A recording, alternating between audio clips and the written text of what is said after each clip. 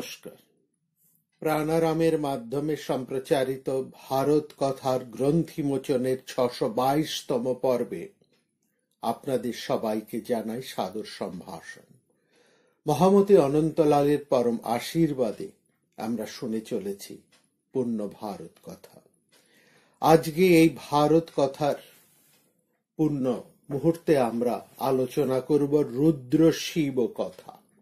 এই পর্ব আমরা রুদ্র শিবকে স্মরণ করব।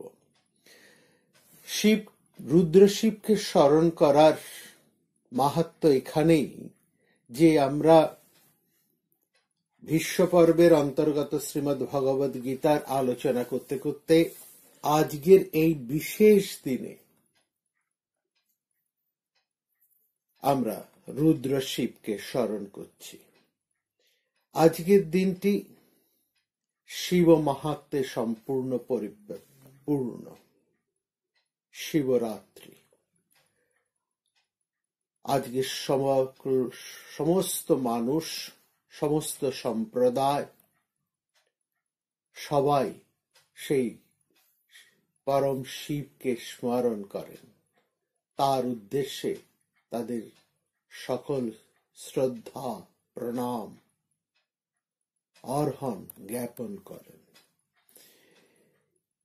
আমরা মহাভারতের আলোচনায় এই রুদ্র শিবের পর্ব আজকে বিশেষ দিন আলোচনা করছি। তার একটা বিশেষ তাৎপর্য আছে। মহাভারতের আলোচনার সময়, পাঠদানের সময় মহামতি অনন্তলাল আমাদের মহাভারতের একটি পাঠের দিকে দৃষ্টি দিয়ে দেখিয়েছিলেন স্বয়ং ব্যাসদেব সেই শিবের কাছে প্রার্থনা করছেন।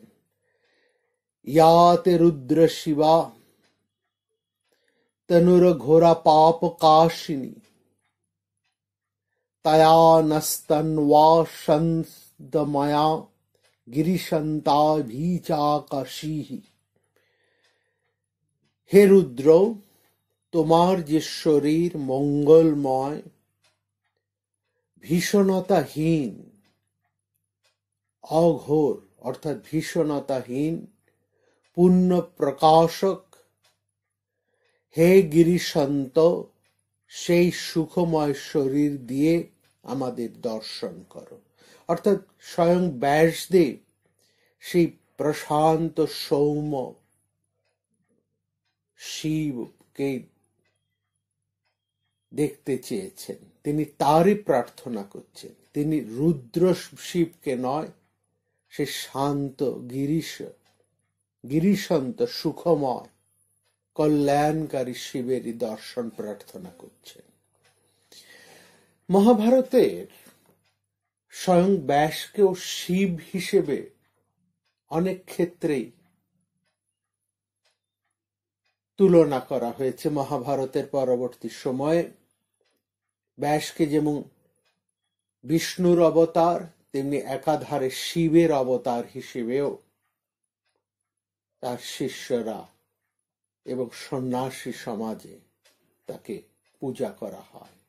ব্যাসের পূজার মধ্যে দিয়ে সেই পরম প্রকাশক বিষ্ণু তথা মহাদেব, দেবাদিদেব মহাদেব শিবের পূজা সুসম্পন্ন করেন ভারতবর্ষের সাধক সমাজ। ব্যাসের মধ্যে একাধারে সেই পালয়িতা এবং ধ্বংসাত্মকের মধ্যে দিয়ে নতুন রূপের সৃষ্টির এক অপূর্ব মহিমা ভারতবর্ষের সাধক সমাজ অন্তর দিয়ে অবলোকন করেন। সেই দৃষ্টি থেকেই আজকে আমরা এই পর্বে সেই মহাদিদেব আদিদেব শিব শঙ্করকে স্মরণ করব।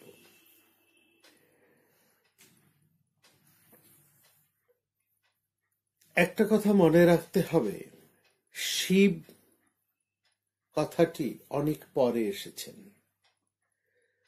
প্রথমত বৈদিক সাহিত্যে তাকে রুদ্র রূপে আমরা পাই।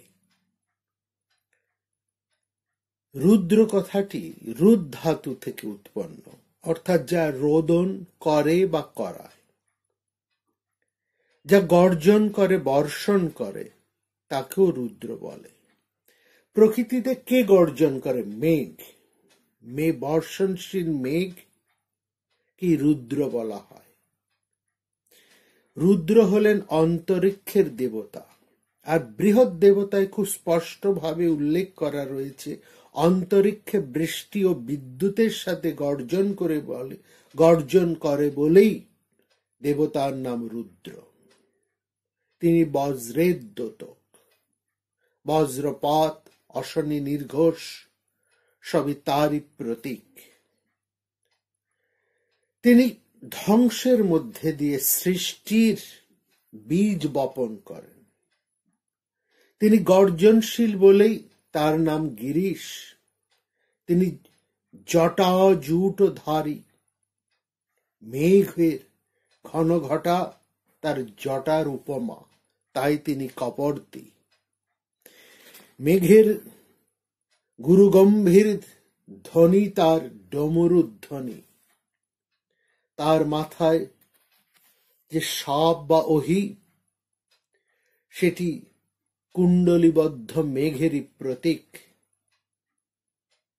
তার পরিধানে কৃষ্ণ বস্ত্র,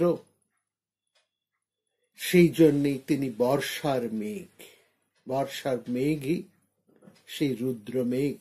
এবং গৌরীর সাথে রুদ্রের যে অবিচ্ছেদ্যতা, সেটি আসছে কারণ গৌরী হলেন বাক বা শব্দ, আর রুদ্র মেঘরূপী গৌরী হচ্ছেন গর্জন।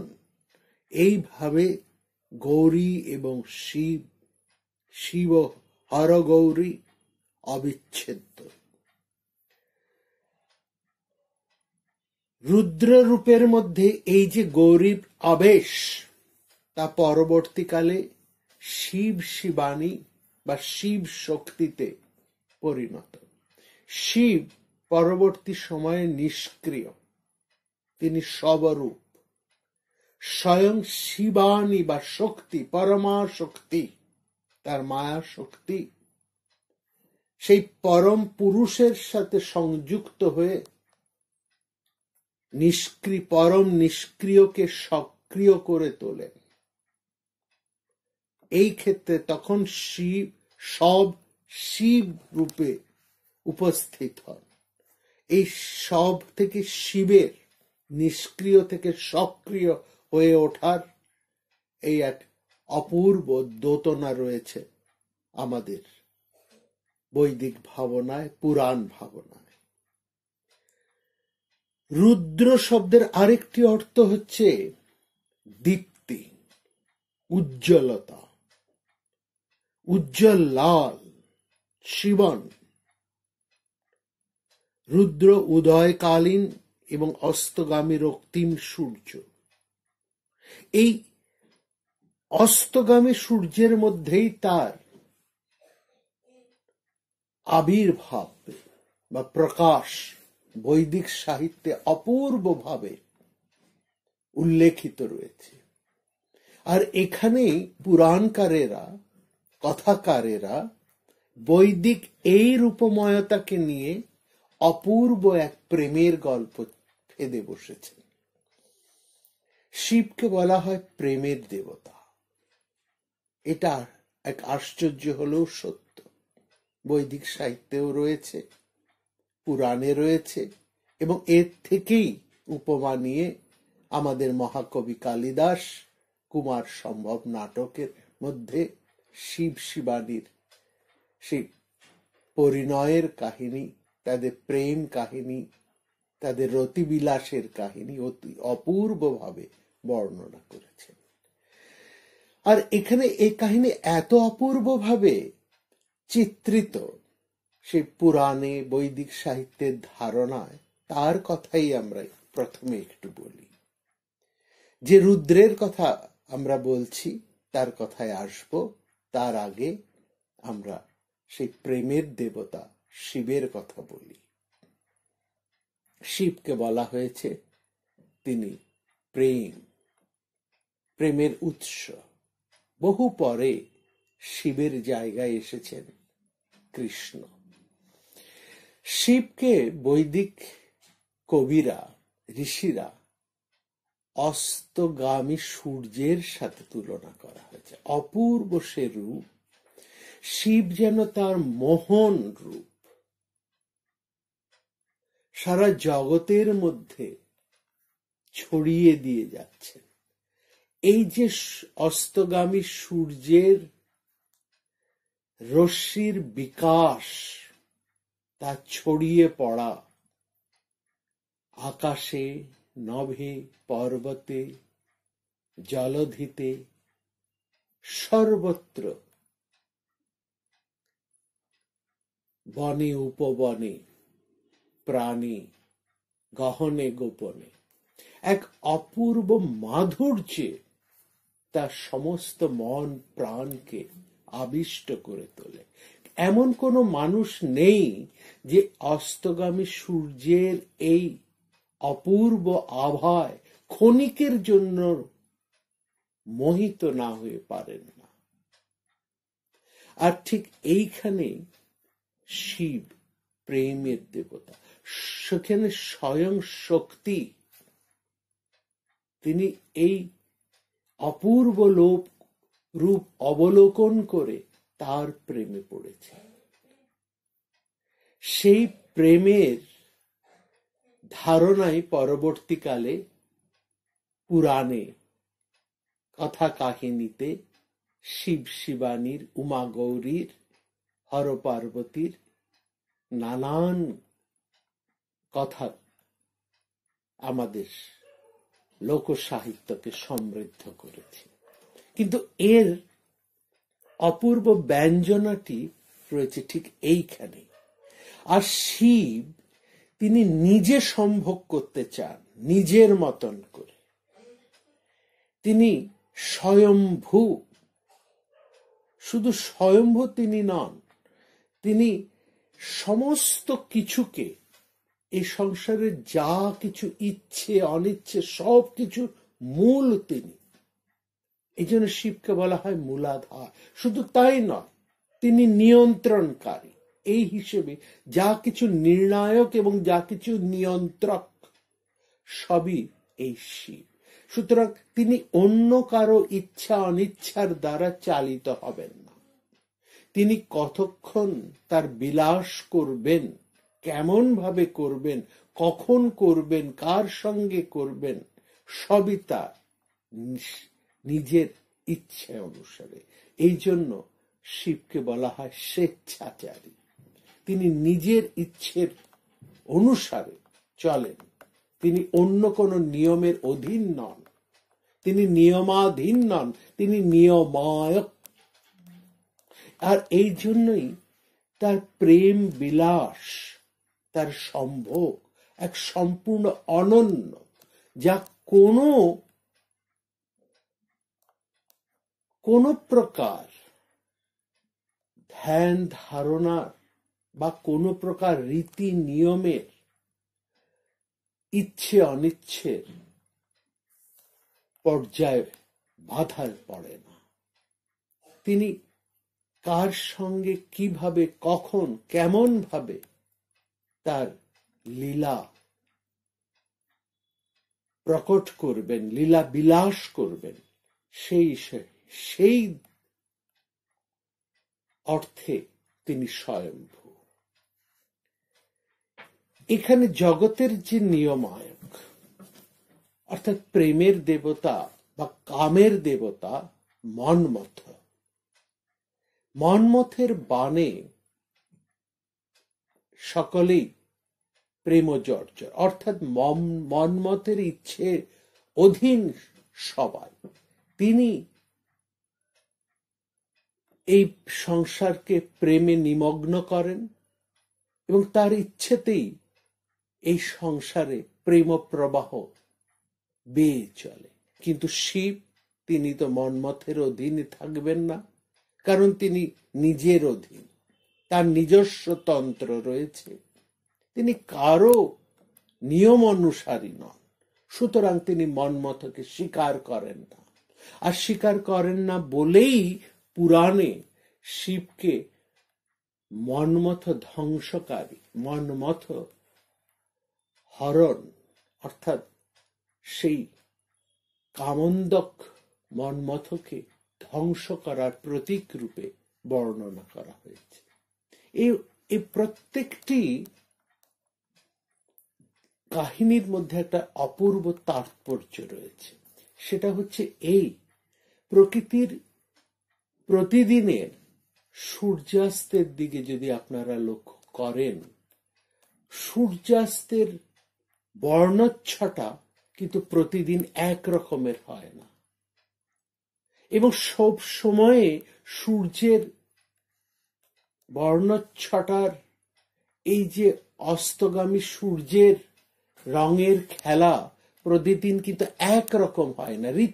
ঋতুতে তা যেমন পাল্টায়, তেমনি প্রতিদিনও তা কিন্তু আলাদা আলাদা রকমের হয়। তার ডিউরেশনও এক রকমের হয় না, কোনো দিনের সাথে কোনো দিন এক হবে না।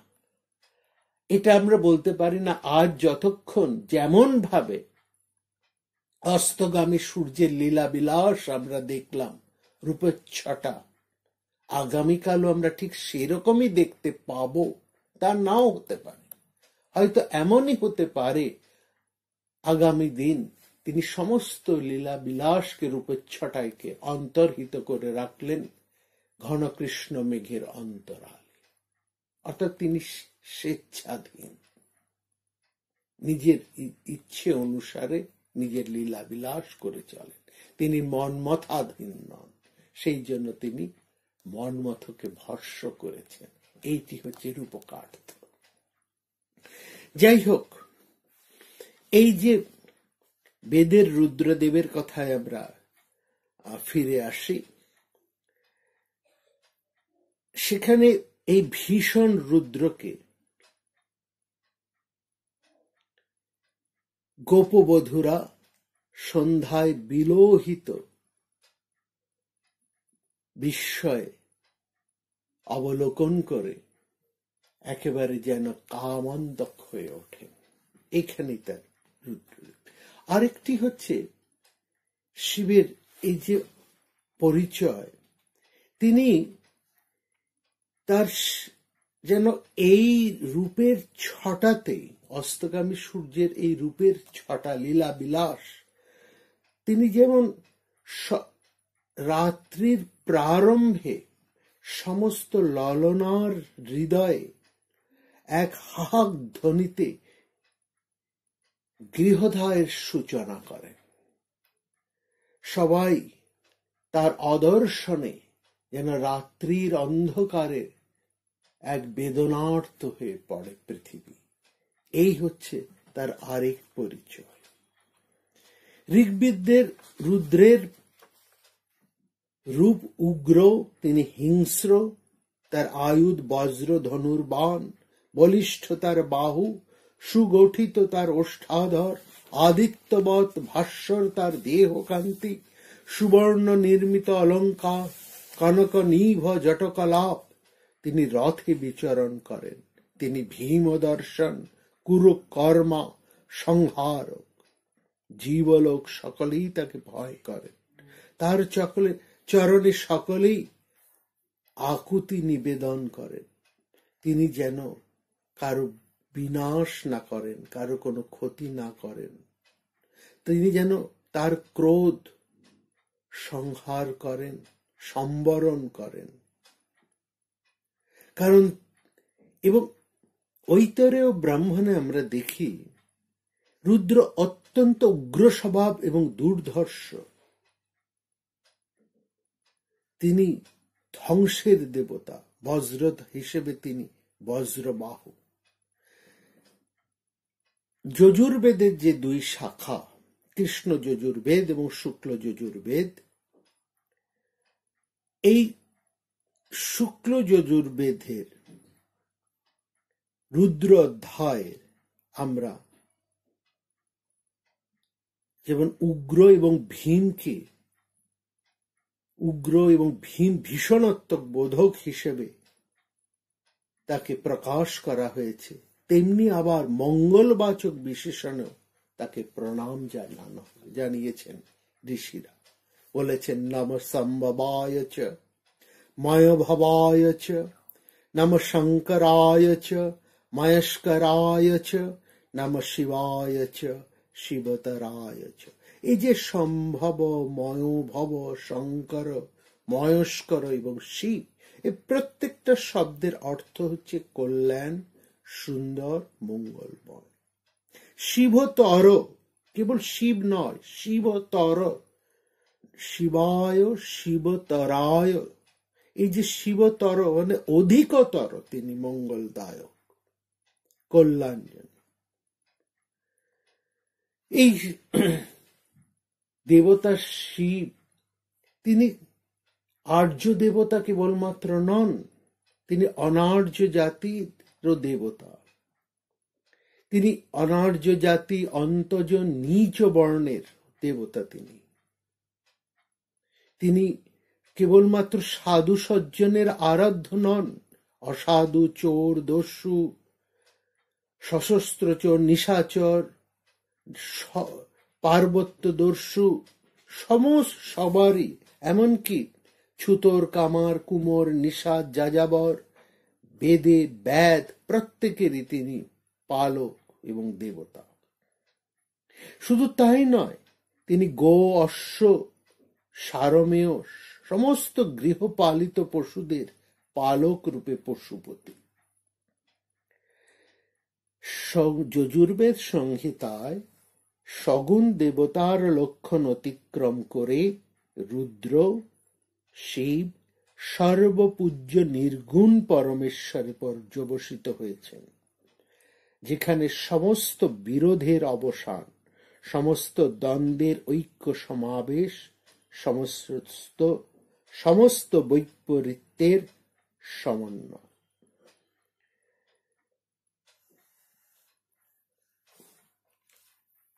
এই যে শিবের কথা এখানে বারবার আমরা পাচ্ছি বৈদিক শব্দের মধ্যে, সেখানে আরেকটি উপমা তার রয়েছে শিবের। সেখানে ওই মেঘের উপমার মধ্যে তিনি রয়েছেন। সূর্যকে যেন নীল মেঘ আবৃত করে রেখেছেন। অস্তগামী সূর্য, উপরে নীল মেঘের আভা। এই হচ্ছে তার নীলকণ্ঠ রূপের প্রথম দর্শন। পরবর্তী সময়ে যখন তিনি মঙ্গলময় রূপে আমাদের সামনে প্রকাশিত হলেন, বা তাকে মঙ্গলময় রূপে সবাই দর্শন করলেন, তাকে মঙ্গলময় শিব রূপে তার প্রকাশ ঘটল, তখন আমরা নীলকণ্ঠ শিবের অন্য তাৎপর্য পেলাম। সে তাৎপর্যে আমরা আসব পরে। এখানে একটি জিনিস, এই যে রুদ্র, দেব, পশুপতি, শিব, শম্ভু, শঙ্কর, কৃত্তিবাস, গিরিশ, ক্ষিতিকণ্ঠ, নীলগ্রীব, কপর্দে, কত নামেই না তিনি স্তুত। তিনি যেমন বজ্রের দেবতা, তেমনি তিনি সূর্যের সাথেও অভিন্ন, এবং এই অনুসারে সূর্যের আরেক নামও রুদ্র। আবার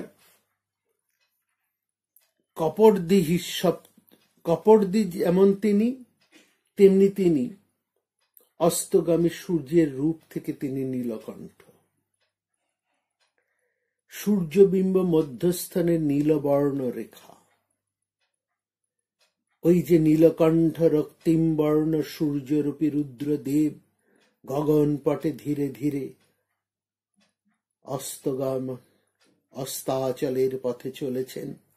তার অপরূপ রূপে আকৃষ্ট হয়ে গোধূলি লগ্নে মাঠ হতে গরুর পাল নিয়ে গোষ্ঠে প্রবর্তনকালে মুগ্ধ হয়ে গোপালেরা তাকে দর্শন করে। গ্রামের ললনা বৃন্দ সায়ংকালে সরোবরের জল নিতে এসে মুগ্ধ হয়ে তার এই অতুলনীয় রূপ দেখে বিমোহিত হয়ে মূর্ছিত হয়। তার প্রেমে তারা প্রত্যেকেই মুহ্যমান। সেই অতীত থেকে যে কল্পনা শক্তি সূর্যের কিরণমালাকে কপট দিয়ার অস্তাচলগামী ভানুর দিগন্ত প্রসারী রক্তিম বর্ণচ্ছটার মধ্যে ক্ষীণ নীলবর্ণ থেকে রুদ্রের নীলকণ্ঠ নামকরণ সম্ভব হয়েছে, সেই অপূর্ব মহিমা ঋষি দর্শনকে আমরা প্রণতি জানাই।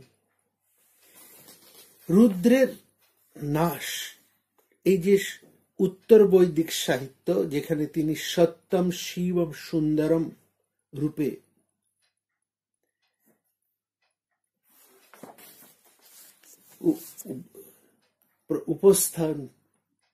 উপস্থিত হয়েছেন, সত্যম শিবম তার মঙ্গলময় রূপে তিনি সমস্ত ভাবনার মধ্যে প্রতিষ্ঠিত হয়েছেন, সেখানেই তাকে আমরা দেখছি কৈলাসের রূপে।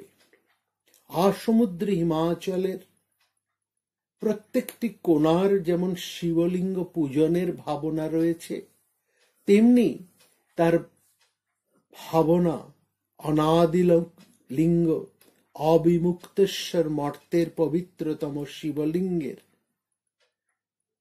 মধ্যেও প্রতিষ্ঠিত হয়েছে।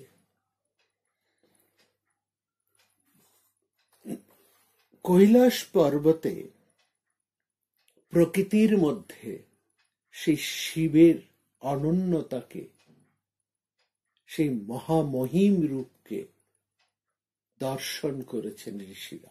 এটি তাদের কল্প দর্শন। কিন্তু এই দর্শনের আরেকটি কাহিনী আছে, সেটি হচ্ছে শিব পূজকেরা তাদের ইষ্টলিঙ্গকে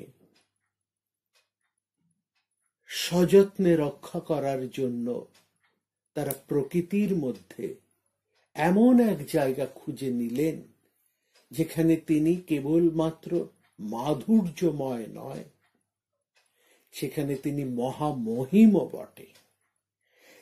এই যে তার যে শ্রেষ্ঠত্ব, তার এই বিশালত্ব, এই অপূর্ব দোতনার নিয়েই সেই শিব কৈলাসের শৃঙ্গের মধ্যে বিরাজিত। সমস্ত শৃঙ্গকে জয় করা সম্ভব, মানুষ জয় করতে পেরেছে, কিন্তু সে পুরাণের সময় হতে আজও পর্যন্ত কেউ কৈলাস শৃঙ্গে আরোহণ করতে পারেনি। এবং সমস্ত শৃঙ্গকে শিবের সাথে তুলনা করা হয়, এবং সমস্ত শৃঙ্গের মধ্যে কৈলাস শৃঙ্গ হচ্ছে অনুপম। কৈলাস দর্শন আমাদের প্রত্যেককে মুগ্ধ করে, এক মহান ভাবে আবিষ্ট করে। তার এই ভাবের সাথে শিবের সাযুজ্য, এবং এইখানে ঋষিরা শিবের সেই মহিমাকে স্থাপন করেছেন এই উতঙ্গ শীর্ষে।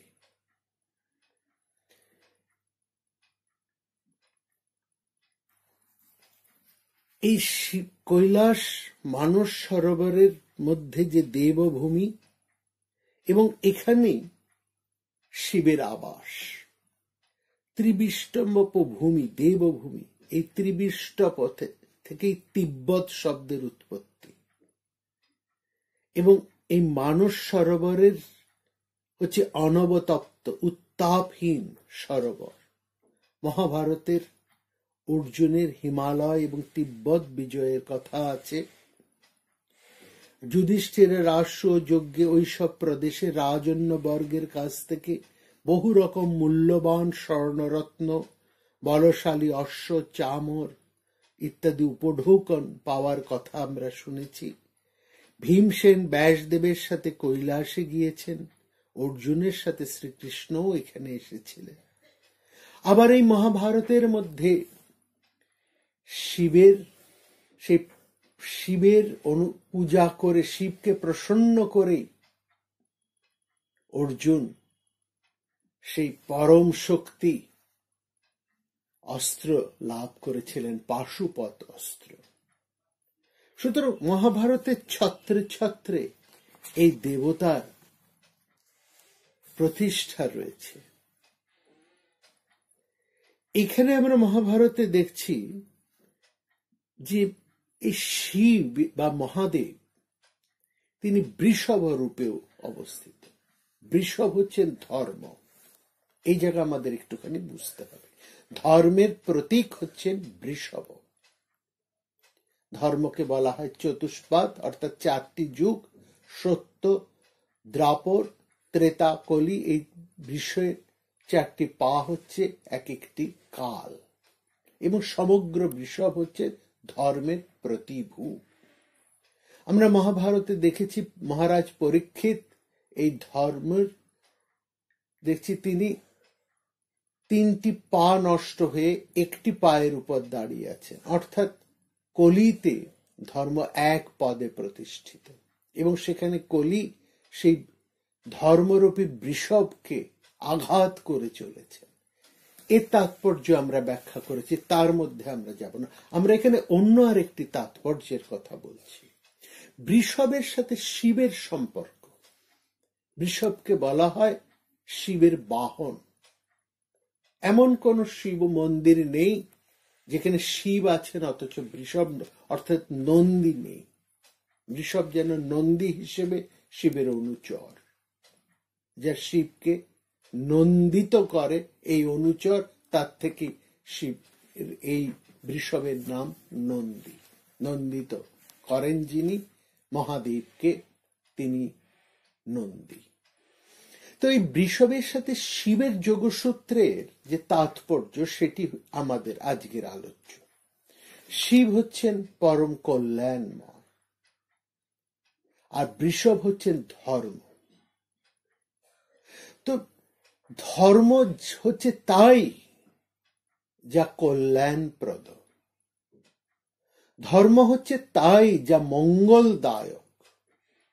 ধর্মের সাথে মঙ্গল ভাবনা, কল্যাণ ভাবনা, হিত ভাবনা যুক্ত না থাকলে তা ধর্ম নয়, তা অধর্ম। অর্থাৎ ধর্মের মধ্যে যখন শিবের প্রতিষ্ঠা ঘটে, মঙ্গলের প্রতিষ্ঠা ঘটে, কল্যাণ যুক্ত হয়, তখনই সেই ধর্ম মানব ধর্ম, জীব ধর্ম এবং এই সংসার ধর্ম রূপে গৃহীত হয়। যখনই তা ধর্ম বলে গৃহীত হয়, তখনই তা ধারণ শক্তি লাভ করে।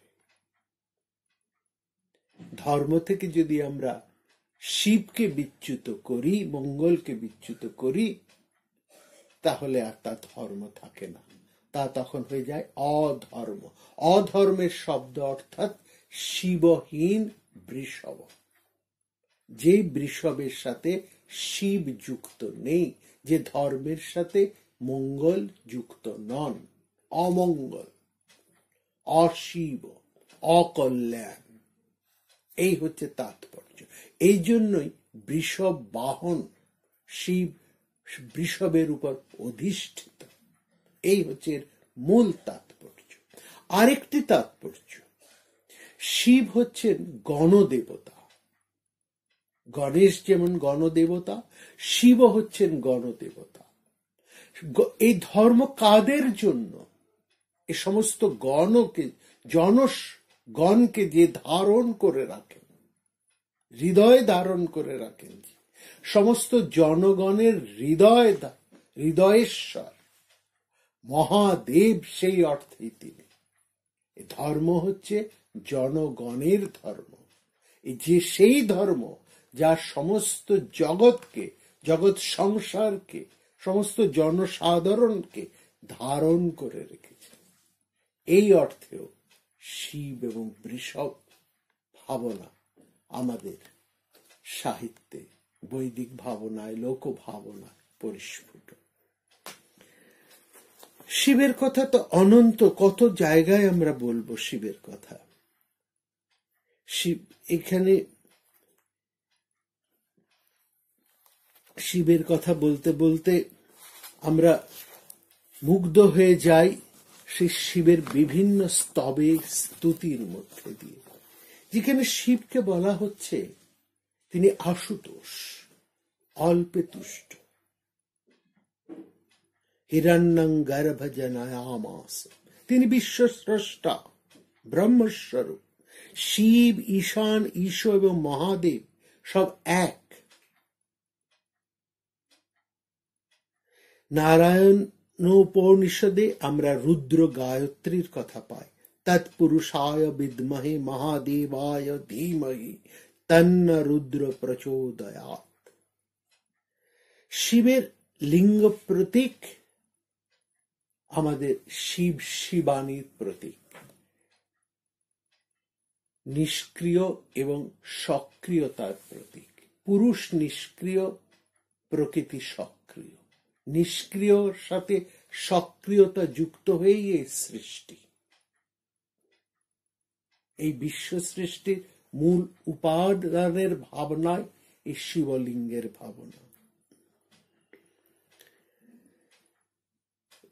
এবং সেই ভাবনার মধ্যেই শিব কৈলাসে বিরাজ করেন। তিনি নিষ্ক্রিয় হয়ে, কৈলাস হচ্ছেন এমন একটি স্থান যেখানে কোনো প্রকৃতির উপাদান নেই, কোনো গাছপালা নেই, শস্য নেই, ভূমি নেই, কোনো সৃষ্টি নেই, বরফাবৃত নয়তো প্রস্তরাভূত এক কঠিন স্থান। সেখানে রয়েছেন নিষ্কর্মা পুরুষ, তিনি ধ্যানমগ্ন। আর মহাদেবী তিনি অবস্থান করছেন কাশীতে। কাশী হচ্ছে বাজার, যেখানে ক্ষুধা আছে। বাজার অর্থে ক্ষুধা, ক্ষুধা আছে বলেই তো বাজারের প্রসঙ্গ। ক্ষুধা আছে বলেই আমরা বেচা কেনা, উৎপাদন, সৃষ্টি সবকিছুই এই ক্ষুধার থেকে। জঠরের ক্ষুধা, নয়নের ক্ষুধা, শ্রবণের ক্ষুধা, অন্তরের ক্ষুধা, সমস্ত বহু প্রকার ক্ষুধা, নানা প্রকার ক্ষুধা। এই সব ক্ষুধার জন্যই তো এই বাজার। এই বাজার হচ্ছে কাশী, আর অন্যদিকে হচ্ছে কৈলাস। কৈলাসে কোনো চাহিদা নেই, কোনো ক্ষুধা নেই, ক্ষুধাহীন। সেখানে পরম পুরুষ বসে রয়েছেন, এটি সাংখ্যযোগের তত্ত্ব অনুসারে। সেখানে পরম পুরুষ বসে রয়েছে নিষ্ক্রিয়, ক্ষুধাহীন। তিনি, তার কোনো আসক্তি নেই, কোনো চাহিদা নেই, তিনি সৃষ্টি ছাড়া সেখানে তিনি বসে আছেন। আর মহাদেবী তিনি অবস্থান করছেন এই কাশীশ্বরে। কাশীশ্বরী তিনি, অন্নপূর্ণা। সেই নিষ্কর্মা পুরুষকে যখন প্রকৃতি মুগ্ধ করলেন, শিব সেই প্রকৃতির রূপে মোহিত হয়ে তিনি ধ্যান ভঙ্গ করে তাকে পাবার জন্য সারা সংসার ছুটে বেড়াচ্ছেন।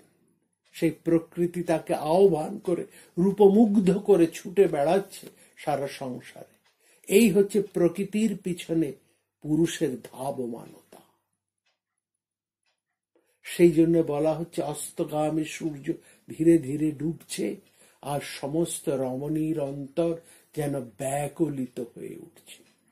আর এই ব্যাকুলিত হৃদয়কে পাবার জন্য শিব গভীর তন্ময়তায় রাত্রির অন্ধকারে ধ্যানমগ্নতার মধ্যে সমস্ত অন্তরের বেদনাকে সংক্ষুব্ধ করে তিনি ধ্যানমগ্ন হয়ে পড়ছেন।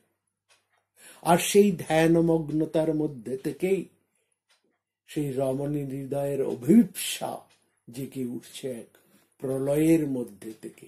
সেখান থেকে ফুটে উঠছে তার রুদ্র রূপ। তিনি নৃত্যে উন্মত্ত হয়ে উঠছেন সৃষ্টির ছন্দে।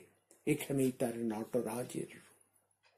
সেই নিষ্ক্রিয় পুরুষকে আকর্ষিত করে মোহময় নারী তাকে টেনে আনছেন ওপর থেকে নিচে।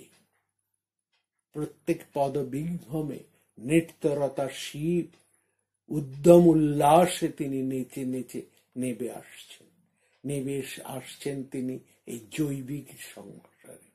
এখানে শিব তো ভিখারি, তার তো কিছুই নেই, নিষ্ক্রিয়। তিনি হাত পাচ্ছেন অন্নপূর্ণা মহাযোগেশ্বরীর কাছে। এখানে শিব ভিক্ষুক আর অন্নদাত্রী সেই পরমা প্রকৃতি কাশীশ্বরী অন্নপূর্ণা। এই অপূর্ব এক তাৎপর্য। এই প্রত্যেকটার মধ্যেই একটা গভীর তাৎপর্য রয়েছে, সৃষ্টির তাৎপর্য। আবার সেখানে আমরা দেখছি সেই পরম শিবের মধ্যে নীলকণ্ঠের আবাস। সেটার বর্ণনা যেমন আমরা আগে দেখেছি প্রকৃতির মধ্যে, আবার এখানে তার পরমের মধ্যে দেখছি। এই সমস্ত বিশ্ব সংসারের মধ্যে যখন সৃষ্টির এক অপূর্ব দোতনা হলো পুরুষ এবং প্রকৃতির মিলনে, যখন সৃষ্টির ধারা বয়ে চলল বিভবে তালে উত্তালে, তার মধ্যে যে হলাহল সৃষ্টি হলো, সেই হলাহলকে ধারণ করলেন এই পরম শক্তি। এখান থেকেই তার নীলকণ্ঠের আবাস।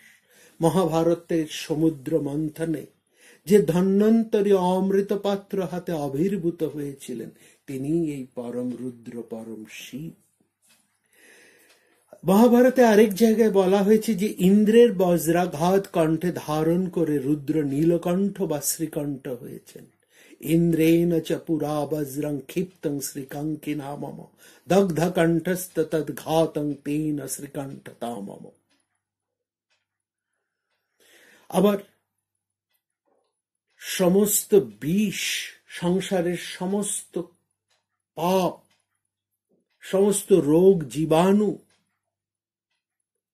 সব কিছুকে তিনি হরণ করে বলে রুদ্রের আরেক নাম নীল লোহিত। তিনি সূর্যরূপী, অগ্নিরূপী, সমস্ত বিষের হন্তা, সমস্ত রোগ জীবাণু বিনাশ করেন। এই জন্য রুদ্র শিব বিষ পায়। সূর্যাগ্নির নীল শিখা বা বর্ণ এবং রোগ বীজাণু বিষ নাশিকা শক্তি একত্রিত হয়ে শিবের বিষপানে নীলকণ্ঠ হওয়ার উপাখ্যান সৃষ্টি হয়েছে।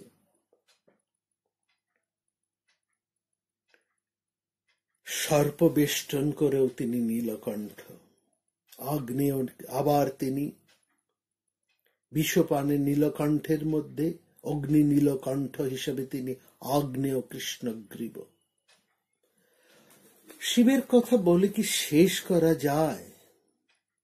তিনি ত্রম্বক, তার তিনটি নয়ন, সূর্য, চন্দ্র এবং অগ্নি, এই তিনের মধ্যেই তিনি, সেই জন্য তার নাম ত্রম্বক। ত্রিনেত্র সমন্বিত, নেত্রত্বয় পীত রুদ্রম, যার তিনটি অম্বিকা বা মাতা, তিনিও ত্রম্বক। অম্বক শব্দের আরেকটি অর্থ পর্বত শৃঙ্গ। রুদ্র ত্রম্বক, কারণ 3 শৃঙ্গ বিশিষ্ট পর্বতই মূলত রুদ্র। আবার 3 অগ্নি থেকে তার হাতের এই ত্রিশূল, এই 3 অগ্নির প্রতীক হচ্ছে তার হাতের সেই ত্রিশূলের প্রতীক। রুদ্রের 3 নয়ন, তার অস্ত্র ত্রিশূল, তার 3 জননী, অগ্নিরও 3 জননী। ত্রিভুবন, রুদ্র ত্রম্বক, ত্রিভুবন তার জননী। অন্তরিক্ষ, দুলৌকিক এবং আকাশ, ভূলোক বা পৃথিবী অথবা আকাশ, পৃথিবী এবং সমুদ্র। তিনি ত্রিলোচন, সহস্রাক্ষ রুদ্র, আবার তিনি ত্রিলোচনও বটে। একটি নয়ন থেকে দেবী পার্বতী, যখন মহাভারতের অনুশাসন পর্বে একটি কাহিনী রয়েছে শিবের ত্রিনয়নের। একদিন দেবী পার্বতী শিবের নেত্রদ্বয় আবৃত করলে শিবের তৃতীয় নয়ন বহির্গত হলো এবং তৃতীয় নয়ন থেকে অগ্নি নির্গত হতে লাগলো।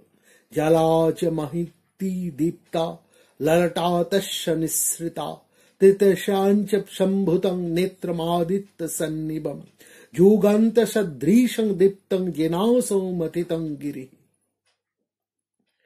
সেই তৃতীয় নয়নের বহ্নিতে মুহূর্তের মধ্যে হিমালয় পর্বত যেন দগ্ধ হয়েছিল। সেই তৃতীয় নয়ন থেকে বহ্নি উপলব্ধি হচ্ছে, তৃতীয় নয়ন থেকে অগ্নি প্রজ্বলিত হচ্ছে। এমন ভাবে নানা ভাবে তার সেই তৃতীয় নয়নের ব্যাখ্যা রয়েছে বিভিন্ন পুরাণে। আমরা ত্রিশূলের কথা বলেছি, 3 অগ্নির প্রতীক ত্রিশূল। শিবের আরেক নাম কীর্তিবাস, তিনি পশু চর্ম পরিধান করেন। তিনি সমস্ত পশুর পতি হিসেবে তিনি কীর্তিবাস। তিনি সমস্ত বিশ্বকে আবৃত করে রেখেছেন বলেও তার আরেক নাম কীর্তিবাস। কীর্তিবাস চম্বম্বর, পশু চম্বর সর্বজগতম আবৃত। এখানে তিনি ব্রহ্মের সাথে সাযুজ্য। রুদ্র শিবের আরেক নাম গুপ্তকেশ, মুন্ডিক মস্তক। তিনি যেমন জটাধারী তেমনি আবার তিনি মুন্ডিত কেশ। তিনি আবার ভস্য বিভূষিত, অগ্নি প্রজ্বলনের পরিণাম তিনি। তিনি অহিভূষণ, সমস্ত ভূষণ ভুজঙ্গকুল তাকে ঘিরে রয়েছে। কখনো এটিকে অনার্য সংস্পর্শ বলা হয়, আবার কখনো বলা হয় যে এই সর্প অর্থাৎ সমস্ত বিশ্বের সমস্ত শক্তি, সমস্ত তেজ, সমস্ত স্রোত তার মধ্যেই বিরাজ করছেন বলে তিনি সর্পধারী। এখানে এই সর্প কিন্তু হিংস্র সরীসৃপ নয়। সৃপ ধাতুর অর্থ গমন। সূর্য কিরণ রূপী এই সূর্যের ভূষণ তিনি, সমস্ত কিরণ হচ্ছে এখানে সর্পের প্রতীক। সেই জন্য তার আরেক নাম সোমনাথ। কলাচন্দ্র তার ললাটে স্থান করছেন। সমুদ্র মন্থন থেকে যে শশী নির্গত হয়েছেন তার স্থান পেলেন মহাদেবের শিরে। এই সোম হচ্ছে সোমরস, আনন্দ। রুদ্রের সাথে আনন্দের সম্পর্ক। একদিকে তিনি ধ্বংসের প্রতীক, আরেকদিকে তিনি আনন্দের প্রতীক। এক দ্বন্দ্ব মধ্যে তিনি রয়েছেন। একদিকে তিনি ধ্বংস করছেন, আবার সেই ধ্বংস কিন্তু শেষ নয়। আমরা গীতাতে যেমন আলোচনার সময় বলেছি, এই বিনাশ রুদ্রের যে রূপ, কৃষ্ণের সেই বিশ্বরূপের মধ্যে আমরা দেখেছি পরিণাম। এই পরিণাম বা মৃত্যু যেন শেষ নয়, সেখানে আবার সৃষ্টির উদ্ঘোষণ হয়ে আছে, উদ্ভাসন হয়ে আছে। এই শিবের মধ্যে এই যে ধ্বংসের তাৎপর্য এটাই, যা প্রাচীন, যা জীর্ণ, যা পরিত্যাজ্য, তাকে তিনি সরিয়ে দিচ্ছেন। তার মধ্যে তিনি ফুটিয়ে চলেছেন নতুন ভাবনা, ফুটিয়ে তুলেছেন নতুন রস, নতুন আনন্দ।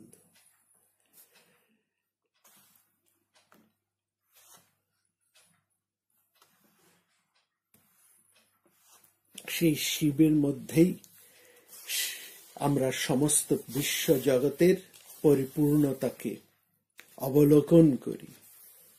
আমরা সেই শিবকে প্রণাম করি, যিনি মঙ্গল স্বরূপ, যিনি আনন্দ স্বরূপ, যিনি কল্যাণ স্বরূপ এবং সমস্ত জীবের যিনি মুক্তি স্বরূপ, আনন্দ বর্ধক যিনি। এই রূপেই সমস্ত মহাভারতে শিবকে এক অনন্যভাবে তুলে ধরেছেন মহাকবি। আজকের এই পুণ্য দিনে সেই পরমকে, সেই আনন্দময়কে, সেই চিরনবীনকে আমরা স্মরণ করি। নমস্কার। প্রাণারাম প্রাণারাম প্রাণারাম প্রাণারাম প্রাণারাম প্রাণারাম কি যেন